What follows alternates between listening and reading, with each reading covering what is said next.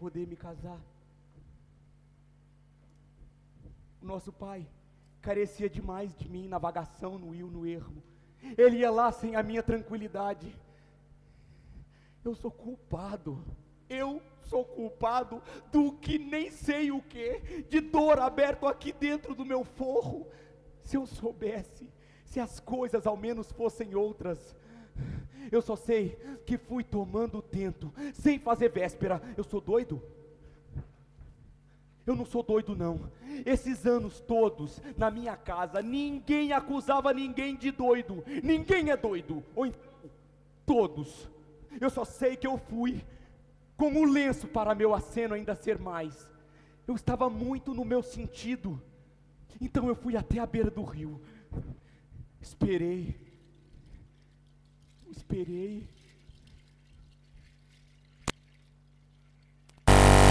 Ele apareceu.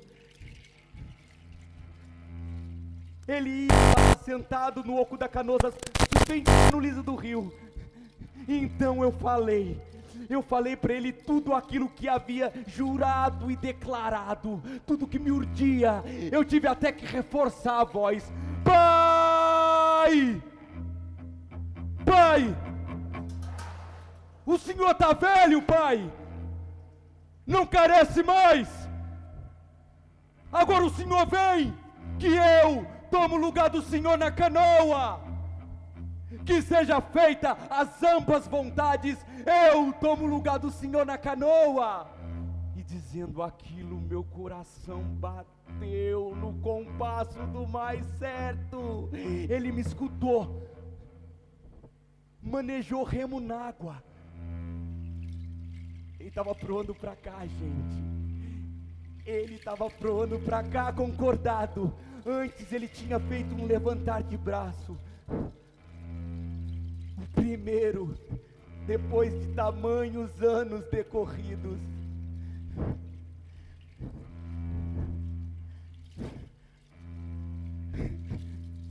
De repente eu tremi, arrepiados os cabelos. Eu corri, parecia que ele estava vindo da parte do além, do procedimento desatinado. Eu corri, eu fugi.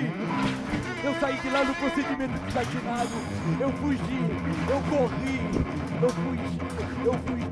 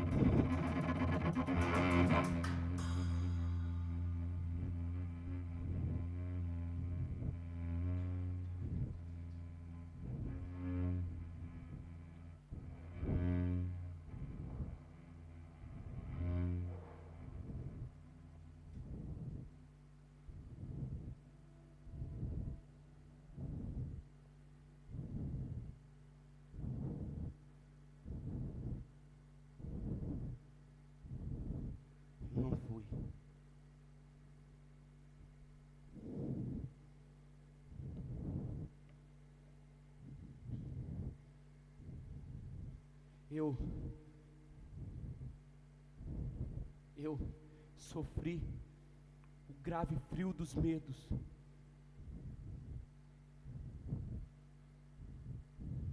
Eu sou aquele que não foi. Eu sou homem depois desse falimento todo. Eu sou aquele que não foi, que vai ficar aqui parado, pregado, calado.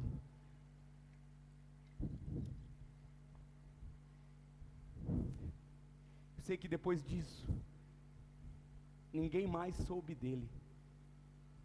Eu temo abreviar com a minha vida nesses rasgos do mundo. Então, pelo menos no artigo da morte, estou pedindo para vocês: peguem o meu corpo e depositem numa canoa, pelo menos no artigo da morte. Pega o meu corpo e depositem numa canoinha de nada, para que eu possa ir, rio acima, rio adentro.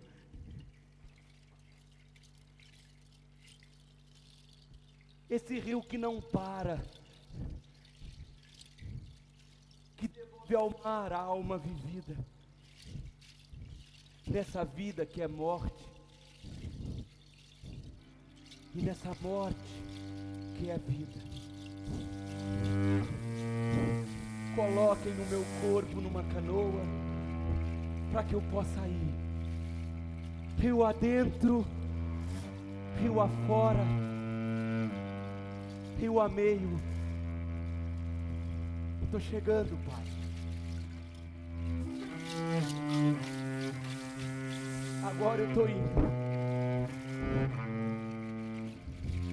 Nosso Pai,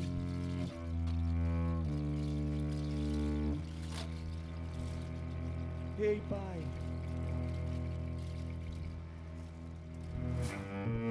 eu estou indo, viu?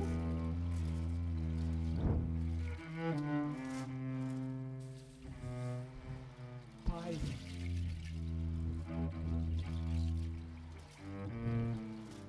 nosso Pai, ei, eita, ô Pai, que bom.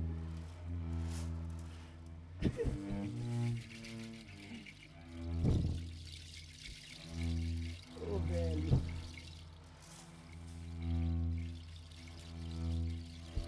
estamos juntos.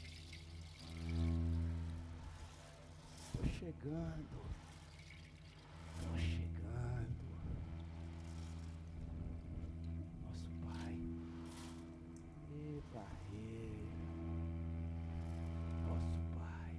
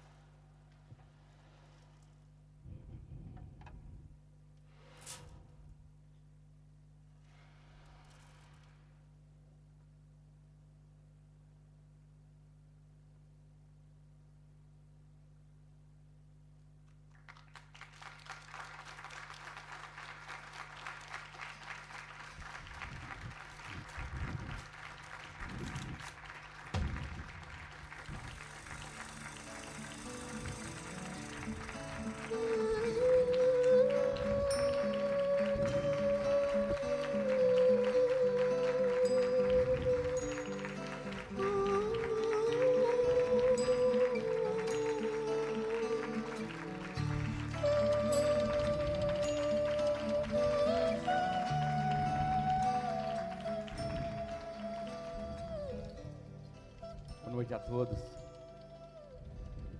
Uma alegria muito grande vir aqui, estar aqui nesse evento. Obrigado ao edital, a Cláudia, ao TUSP. Agora a gente convida vocês para um bate-papo, falar um pouco sobre o processo de trabalho, sobre Guimarães Rosa, enfim, o que vocês quiserem conversar com a gente. Convido a Cláudia para fazer os procedimentos. Obrigado.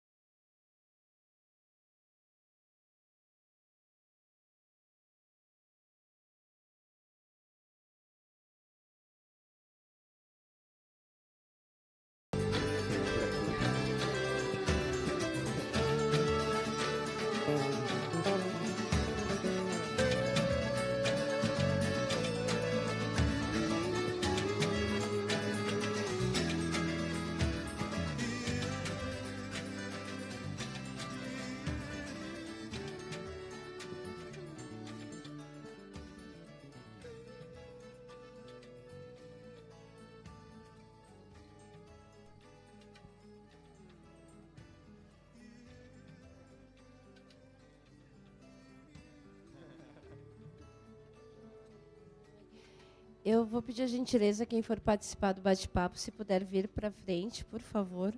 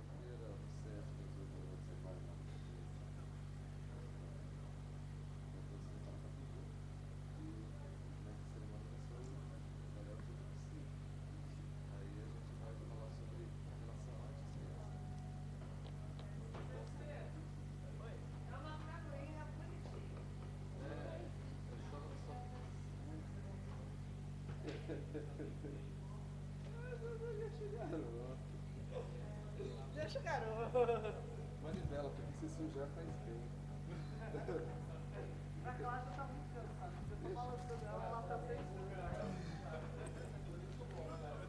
Se você fizer isso comigo, eu vou até que eu viro um tapa na sua cara. Desculpe. Eu sem querer.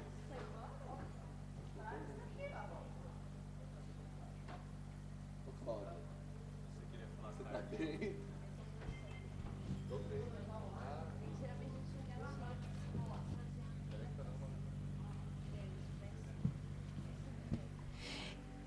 Tá dando microfone em algum lugar.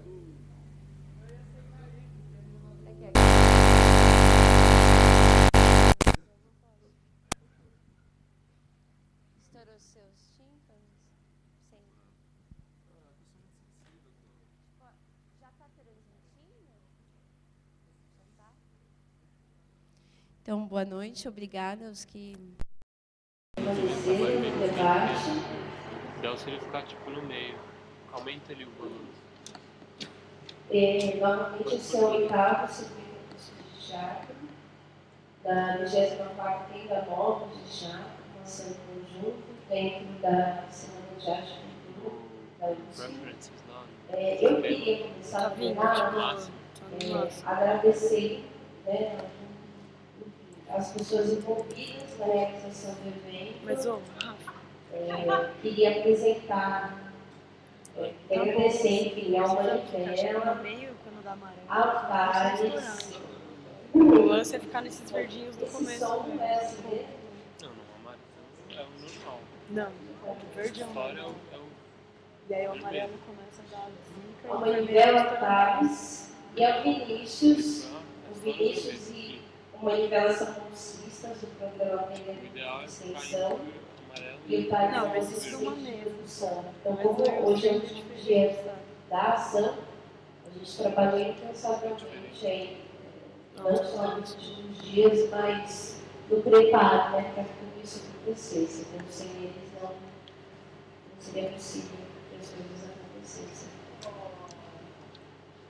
Quero agradecer muito a presença do grupo, né? A gente tem conversado isso nos últimos dias. Vocês citaram o edital, né? E a gente deixou claro aos espectadores que os espetáculos convidados foram selecionados pelo edital público. É uma nova forma, né? Que a gente tem que experimentar. A gente acha uma forma justa, democrática, de poder abrir para que os grupos, né, do Estado se inscrevam. No circuito a gente tem que experimentar, né? Uma nova forma agora. Para a gente também é uma felicidade receber todos esses grupos essa semana. Eu vou passar primeiramente para vocês, eu pedi que vocês se apresentem, falem um pouco do coletivo, e aí a gente passa.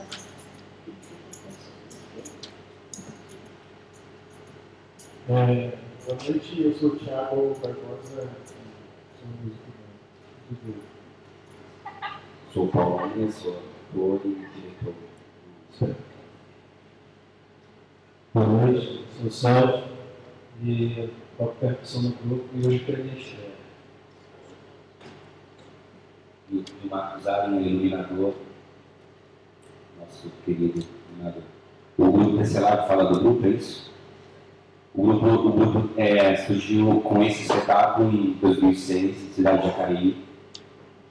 Atualmente, a gente tem desenvolvido os trabalhos em São Paulo, me mudei para lá no ano passado, mas ainda a gente mantém um espaço, sede do grupo é na cidade de Jacareí, no Vale do Paraíba, lá que a gente ensaia, prepara os novos espetáculos, apresenta coisas.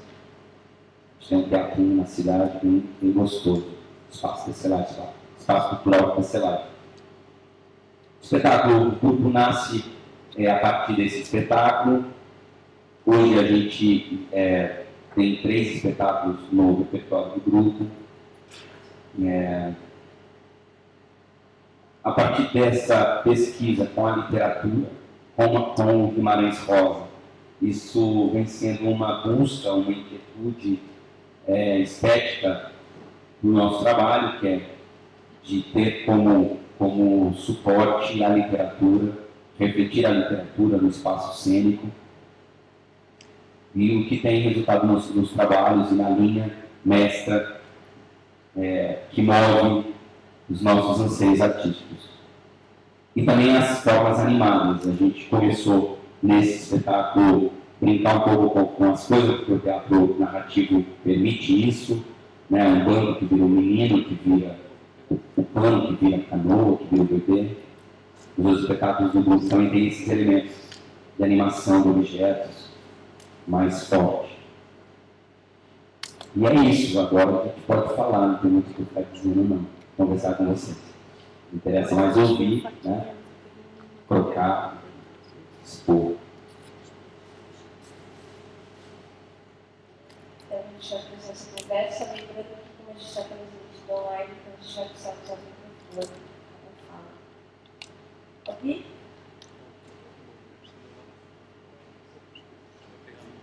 Boa noite. Queria parabenizar, a peça realmente muito linda. O cenário eu achei muito interessante, nosso grupo que fez as referências do eu queria perguntar para quais públicos você já apresentou essa peça? Se você já apresentou para algum público específico assim, tratado na obra do Guimarães Rosa, no caso dos sertanejos, e como você faz para lidar com o texto? Eu particularmente acho muito difícil, na linguagem do Guimarães Rosa. E se você já havia tido contato antes da peça com a obra do Guimarães?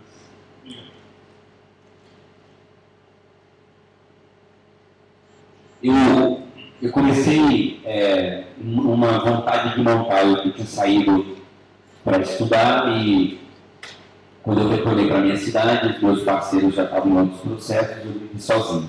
Eu queria montar um espetáculo e eu não conhecia a obra do Guimarães Rosa. E conversando com um amigo, ele falou assim: olha, tem um texto muito legal com o meu tio Iaretê. Eu acho que tem a ver e tal. E do Guimarães Rosa. Aí eu cheguei em casa e fui para uma estante de livro e tinha um livro do Guimarães, o primeiro livro que eu tinha lá, que eu nem sabia que eu tinha, na verdade, que era Primeiras Histórias.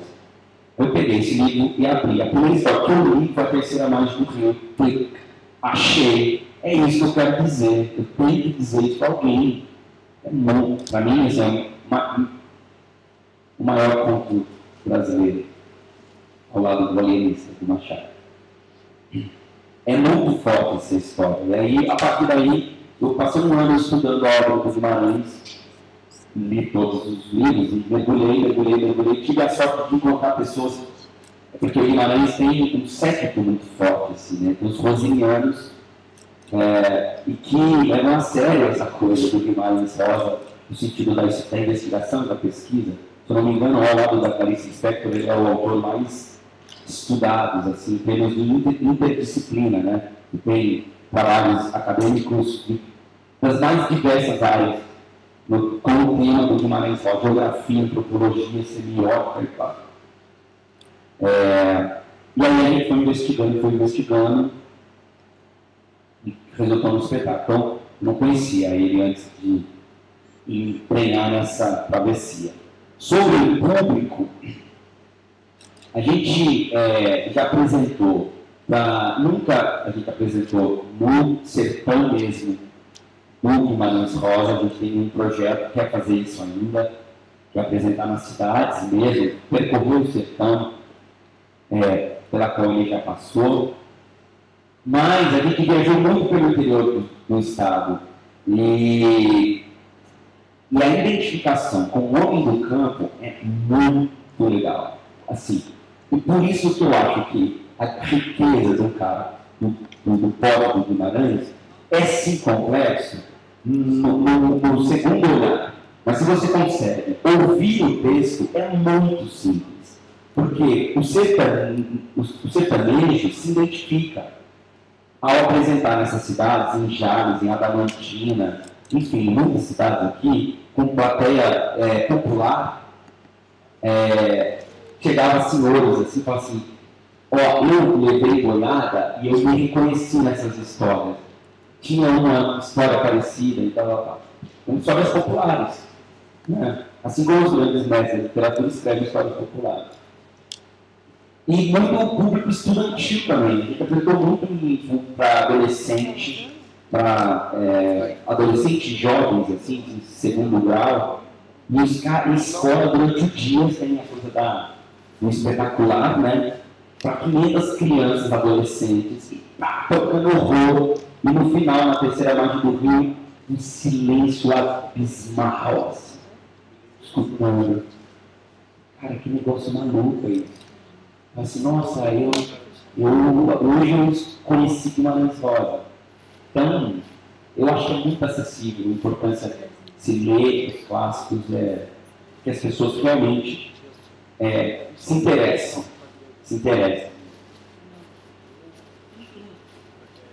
Uma coisa que acontece também que já aconteceu em alguns episódios que as pessoas estudiosas e vêm assistir o espetáculo e falam, cara, hoje eu entendi. Eu li, não conseguia entender vários pontos e eu perguntava como ator a gente consegue transmitir aquilo que está no papel. Porque eles lendo e não conseguiam imaginar isso que acontece no espetáculo.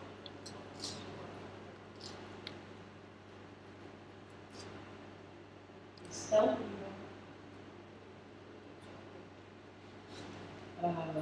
minha pergunta são duas perguntas. A primeira é como foi o desenvolvimento da peça? Então, de onde surgiu a ideia de a base do monólogo, o uso das músicas? E outra pergunta, esse é o único projeto que vocês têm relacionado à obra do Guimarães Rosa ou há outros projetos além disso?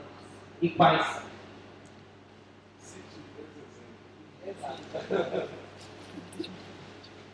O monólogo é um pouco do que eu começava a dizer na outra pergunta.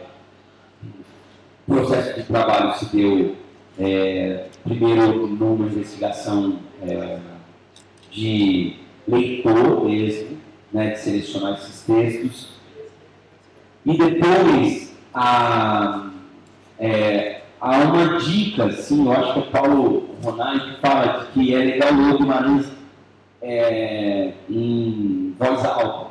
Guimarães é um autor para se ler em voz alta, você escutar, que é uma melodia, há uma melopeia muito forte na literatura dele.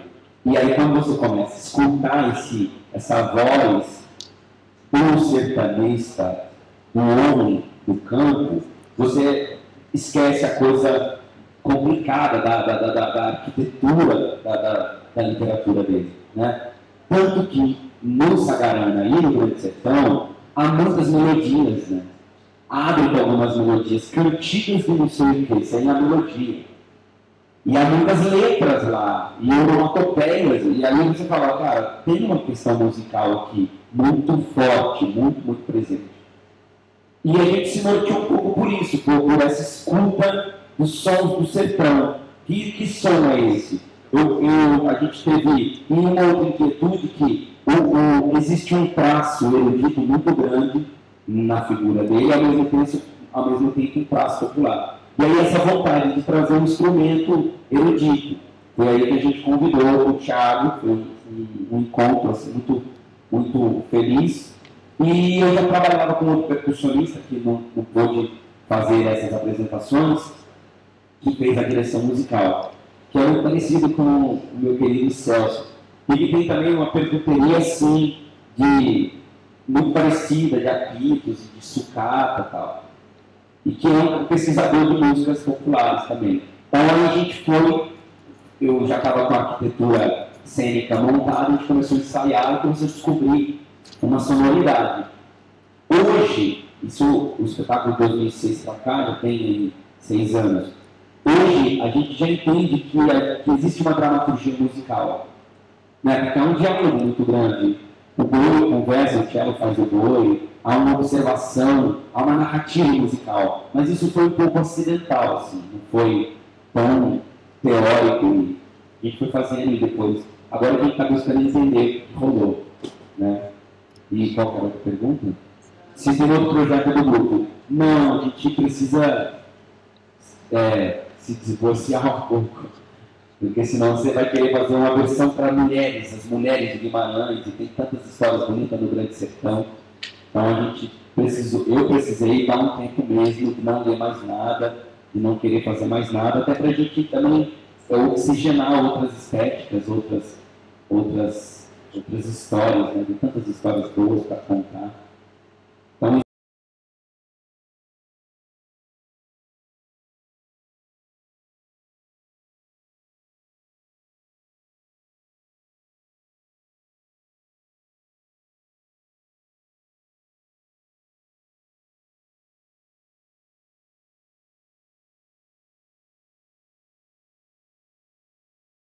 Então, estudando Guimarães Rosa, a gente chegou a falar e Guimarães era amante do cello. Do cello, então eu tenho que dar, né? Sim, é porque as pessoas chegavam e falavam, nossa, mas é uma coincidência a gente pôr ele pensar no cello, como ele já rolou essa pergunta, como você pensou no cello? Poderia ser um violino, ou violão, mas por que o cello? Isso é bacana, isso a gente fica feliz porque a gente conseguiu ver que a gente conseguiu formar um círculo mesmo. Fechou. Círculo, e segundo o estudo, o Guimarães Rosa gostava muito do instrumento que ele mais gostava.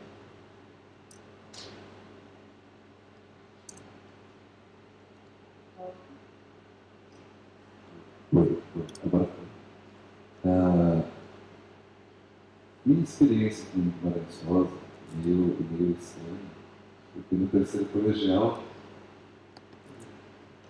aquela coisa, né? Para vestibular, tem o professor traz resumo, não deixa a gente se encantar com o negócio, já fica falando, ó, vai ser difícil, hein? Isso aqui vocês vão ter que, ó, sem esse resumo vocês não vão entender.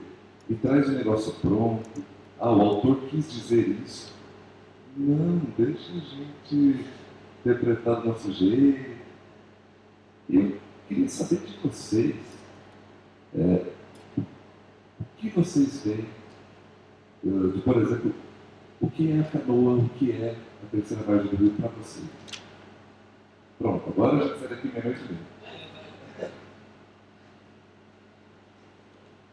mesmo. Sem dúvida, eu acho que depois do conceito do sertão, eu acho que é a questão que mais se pergunta do Guimarães, o que é a terceira margem do rio. Há um estudo que eu descobri depois de um tempo que o Guimarães ele tem uma vertente bastante de filósofos medievais, uma filosofia platônica, neoplatônica, com bastante referência disso. E que essa terceira margem é um lugar do encanto ou da iniciação. Sem o aspecto místico, qualquer iniciação. E aí, para a gente, existe um lugar de signo muito forte, ser a quinta parada, o elemento 5, o que é algumas tradições, o que é o quinto elemento, né, como existe uma viagem minha de que essas travessias se dão por elementos cabalísticos, né? A primeira travessia é terra, a segunda travessia é água, e assim por diante. A quinta travessia é um lugar, o encanto, é a magia, a piração, a loucura, o devaneio bachelariano. Porque não há explicação, né? E o medo de não ir para esse lugar, né, diante da possibilidade de você agora chegou, né, fez, eu esperei tanto tempo, agora meu pai está aqui, né? Porque em nenhum momento há um lugar que vilania nesse pai. Ele não é vil, ele não é colocado de forma vil, no entanto, do ponto de vista dos personagens, filha e mãe, e é muito estranho, o cara abandonou a família, né? Mas abandonou quem é a família, né? Que família é essa? Que família que está na margem? O que esse homem que vai para a terceira margem está falando? vem para a terceira margem, ele não está fugindo, né? Ele não está fugindo, ele está indo. Então, são questões que realmente a gente poderia sair daqui meia-noite só tomando vinho, ou pinga, ou outras coisinhas más. Conversando sobre o que é a terceira margem, porque é interessante, e não é colocado do ponto de vista religioso, é fantástico, porque a gente perdeu a noção do rito, porque o rito ficou restrito a um lugar religioso. Então, quando a gente consegue entender que existe um lugar de rito, de passagem, e que é um canto, que é um encantamento, e quando você se permite viver determinados negócios, você fala que há um encanto, aqui há uma magia que não tem nada a ver com religião, tem a ver com o rito em si. O que é isso, né? Então, é o sonho, é a utopia. Eu gosto de pensar de que a gente vai para a terceira margem. Cada apresentação a gente busca, às vezes não rola mesmo, a gente está super na margem. Mas tem esse anseio de a gente saltar, né? E é uma busca do trabalho de ator, por exemplo, de que a terceira margem do teatro épico é totalmente distanciado. Ele é totalmente distanciado. Você está na emoção, daqui a pouco. E aí ele falou não sei o quê. Aí o menino está lá chorando, bebendo os noites, chorando os noites e bebendo os água. Não dá uma volta a cabelo, já foi, está lá. Então é muito racional. É muito racional. O tempo inteiro o espetáculo não é emotivo, é totalmente pragmático, o tempo inteiro é pragmático. Um espetáculo que é construído pragmaticamente, do início ao fim, no final tem uma proposta de não ser pragmático, que é enlouquecer. Estou em busca disso, mas imagino que outros que, imaginando o Paulo Trump fazendo um negócio desse, o KKK, que é o devaneio mesmo, vai para esse lugar. Poderia ser, como uma pesquisa do ator, de ir para a loucura mesmo, para o devaneio e tal. No final, arregaça, não tem lógica, mas acabou, a peça já acabou. O pessoal gostou, se não gostou, vai acabar ali, você está no final. Coloca isso, mergulha. E às vezes não rola mesmo, porque ainda eu fico no racional. Fico no pragmatismo da construção. Será que a voz, será que esse pai foi falado, foi postado, enfim. A mente trai o tempo inteiro, né? Então, para mim, o encanto, a magia, é isso.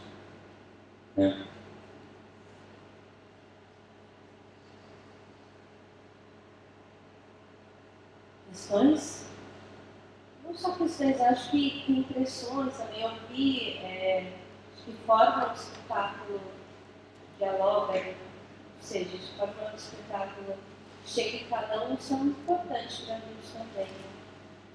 Um momento em que é isso, né? A obra ela tem um sentido dela mesma, né? Ela tem um sentido desse contato, né? Com o outro. Então, saber, né, qual é a minha interpretação, por exemplo, que você falou sobre a experiência de ensino, né, de tocar o gadão, dizer, então, ouvir os espectadores para a gente é bem importante também. Aliás, é mais importante.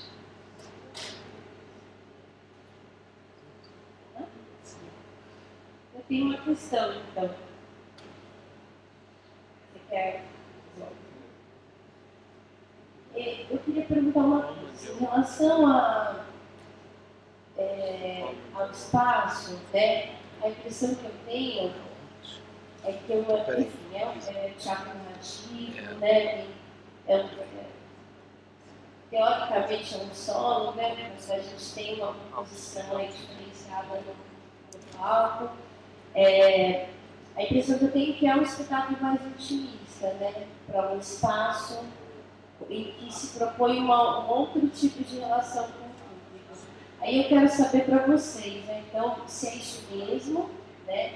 Se a partir do momento em que o espetáculo vem para um espaço como esse, né? Que propõe um outro tipo que propõe uma certa relação com o público. Por exemplo, vocês usaram microfones, né? Eu fiquei curiosa também em saber se o microfone é usado sempre no trabalho de vocês, foi uma especificidade de hoje, né? Desse espaço, porque dentro do nosso trabalho, né, as nossas ações elas giram o tempo inteiro em torno da formação de grupos, formação de espectadores, né? Então debater isso, né? Debater como que espaço que o grupo escolhe, né, de que forma um espaço ou outro alteram, né, alteram as formas de comunicação que o próprio grupo propôs, enfim, debater isso para a gente também é fundamental. Eu tenho também uma preocupação muito grande com a questão do espaço, o espaço onde se estabelece o encontro cênico. O espetáculo, a primeiro momento, foi pensado para um espaço intimista, sim. E nesse espaço intimista a coisa se dá de forma diferente. Mas já há um tempo a gente vem se deparando com a necessidade de colocar o espetáculo em grandes teatros. E aí, ainda tem sido uma grande descoberta, mas, por outro lado, eu tenho uma crença de que, e aí volta a questão do popular, de que é importante ser comunicado, é importante falar isso. Mesmo com tanto estranhamento, eu fiquei lá no camarim com um negócio aqui na boca, totalmente me sentindo estranho, me sentindo robocop com aquilo. Eu fiz todo o meu aquecimento com o microfone para poder esquecer que existia uma coisa ali. A gente não faz com o microfone, é muito difícil fazer. Mas diante de todos os ruídos que surgiram aqui, e eu pelo menos estou vindo de uma sequência de apresentações com sem voz total. E aí a gente optou em fazer para ser escutado. Tem tantas sonoridades pequenininhas, gostosas de se ouvir. Agora, quando a gente chegou, porque nós somos de uma cidade do interior com dificuldades de espaço, tanto espaço de criação também, porque a gente não tem um lugar de laboratório para criar um espetáculo dentro de uma concepção espacial e sustentar isso na temporada. Você ensaia num corredor e vai até para o lugar para turnê, faz em frontal, né? E sai semi-arena, chega no teatro de 500 lugares. E aí, como faz? Então a gente foi para a escola, a gente apresentou durante o dia, a gente apresentou para teatros com 500 lugares. Em Resende tinha 2.000 lugares no cinema antigo, e pelo menos a parte de baixo estava cheia. Um cinema antigo, e aí microfone e tal. Então é uma descoberta ainda. Hoje é uma coisa muito legal, eu ainda eu gostaria que ficasse mais computação. E com o tempo, a gente vai ficando mais puta velha, vai ficando mais descolado do espetacular, ainda muito espetacular. E talvez com o tempo a gente...